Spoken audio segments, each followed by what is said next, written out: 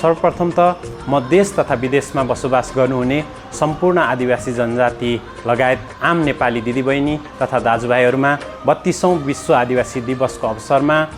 मेरो व्यक्तिगत तर्फबाट र जिरेल सङ्घ नेपालको केन्द्रीय कार्य समितिको तर्फबाट हार्दिक शुभकामना व्यक्त गर्दछु। साथै नेपाल आदिवासी जनजाति महासङ्घ सङ्घीय परिषद सचिवालयको आयोजनामा यही साउन 24 गते यानि कि अगस्त 9 आइतबारका दिन काठमाडौँको खुला मञ्चमा भव्य 32औं विश्व आदिवासी दिवसको अवसरमा हुन गइरहेको भव्य कार्यक्रममा सम्पूर्ण